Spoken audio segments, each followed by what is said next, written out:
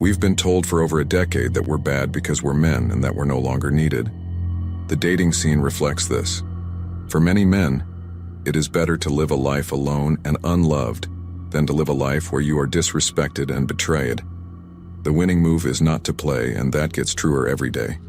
Many men have got fed up with constantly putting in the effort, going to the gym, studying, getting a good job, to be rejected for only being 5 weight, something they have no control over, or some triviality like wearing the wrong color shoes on a date, and then being publicly humiliated by having their alleged shortcomings splashed across some TikTok or Instagram post. Fortunately, it is only a matter of being patient. Just get on with your life, and eventually, for many women, their DMs and dates will start to dry up as they age, and the tables will have turned. Their unrealistic expectations will fall one by one to the wayside as they desperately look for a stable partner, rather than the fun chads of their youth, and the men who did everything right become the commodity in demand.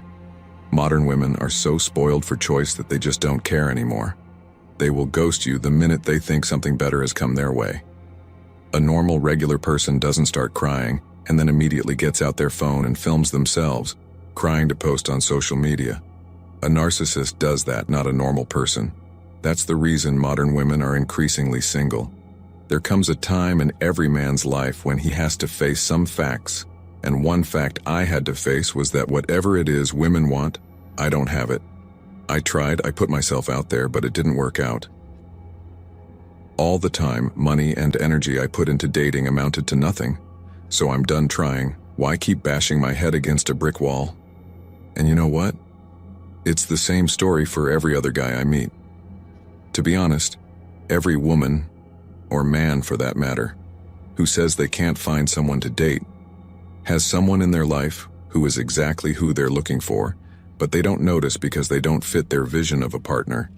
It's called the friend zone, and it's made up of people in your life who are most likely totally in love with you, but you're just not attracted to them in that way. If more people just take another look at that guy or girl who's been hanging around for years being their friend, they would most likely find the exact person they're looking for. This sounds like a rom-com trope, but it's a trope for a reason. The fundamental truth everyone needs to understand and work on is that you can't control others. You can only control yourself. Become the best you that you are capable of, and wait for someone to recognize that. Unfortunately, I also agree with most of what she said, just not the delivery. Lashing out doesn't help. Pointing doesn't help. Avoid those who are toxic. Hang out with those who share your values and your outlook on life. Find your people. I think there are a multitude of reasons why men resort to online interactions with women rather than the real thing. For one, men are results-oriented. They don't want to invest in a real relationship if it feels that their efforts are for naught. It's also true that finding a girlfriend is a long-term goal that doesn't solve the immediate loneliness problem, and many men will do whatever they can to fill that void, even if they know deep down it's a temporary solution. I think it's also just too available. It used to be that you had to walk into a store and buy a spicy magazine. Now the internet allows you to see the most demented stuff for free.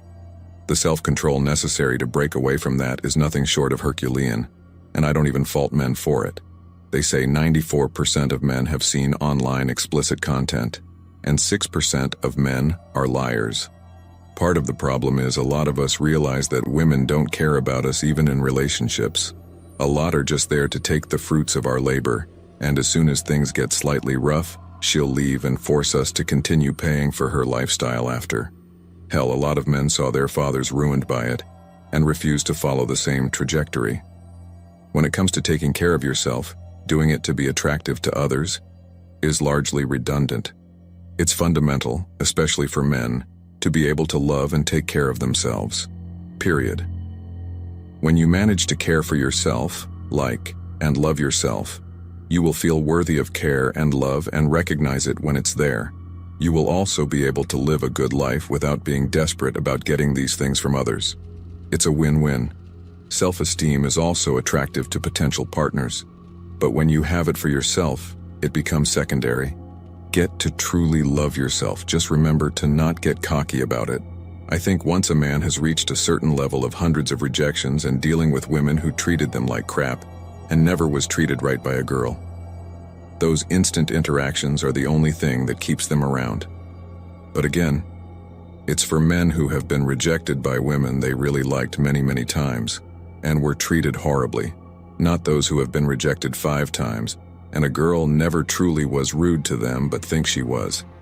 And to be honest, for modern women to demand all those things from any person, gym, money, lifestyle, wouldn't leave any time for that guy to even respond to her messages, not even talking about any kind of relationship. Working on a demanding, high-paying job and hitting the gym during the week leaves you with little to no energy, meaning you'll prefer to live with a Roomba.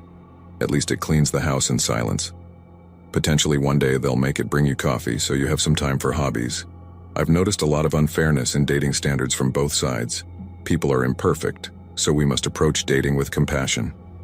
That said, I don't believe it is unfair to set a high standard if and only if you are able to meet the person on that standard. For instance, as someone who does not live at home with my parents and has been living independently for nearly a decade, I don't believe it's unreasonable if I'm more attracted to men who are also independent from their parents. However, I would be hypocritical if I expected a man who is in prime physical condition with no excess fat and well-toned muscle because I know I'm not there myself. High standards are not wrong, but we have to be willing to live up to them ourselves. Also, it's important to mention that no one will meet all of our high standards. So it's a matter of picking which is the most important. To all the guys out there who are disillusioned with women by videos like the ones Courtney discussed in this video, please take heart. There are reasonable women out there, just not a lot, but out there still. I think there's just a huge divide between what makes men and women happy. Video games, being a potato, lazy, chronically online, drugs, etc., are probably what men do obsessively because they need to find attention, find value and appeal, and don't typically attract good people. And I would assume women don't attract great people either, but they are taught to not pursue things and not to approach, etc., so they're just getting dolled up, posting everywhere, going everywhere, and just looking at their phones or smiling and nodding at people, while guys are writing books or one-liners to get their attention. Hard work pays off on both sides for sure. But when the nuclear family is dying, no one wants kids. Traditionalism is just someone wanting to stay home or be paid for, and men still are ridiculed for expressing themselves. Why work hard? Unfortunately, a lot of things men want are fulfilled elsewhere, and intimacy is the only thing missing. And I'd wager women get a lot of everything but consistent provisions. So, guys want physical relations, and women want money. But they're not equally valuable. I'm sure everyone knows money is worth a lot more than intimacy. And most women want to see the money before any physical relationship is even an option. So, I'm sure it just feels like dudes are expected to do a lot of things before anything turns up, whereas drugs, games, the internet, etc., is a fairer trade. And since people are so uninviting to the idea that relationship culture is horrible, good people take the same tone as the woman featured and create a bad environment for change. It is true that it's easier to just satisfy needs and urges with quick fixes and just circumvent all the drama and all the work that goes into a relationship with a woman. But there are plenty of good men and women that don't get a chance, and it's simply because they are scared or are socially inept. Thanks for watching The Circle of Kings. As always, we're looking forward to your support. So please hit the like button, share this video with your friends, and subscribe to the channel to stay updated with everything all kings like yourself need to know.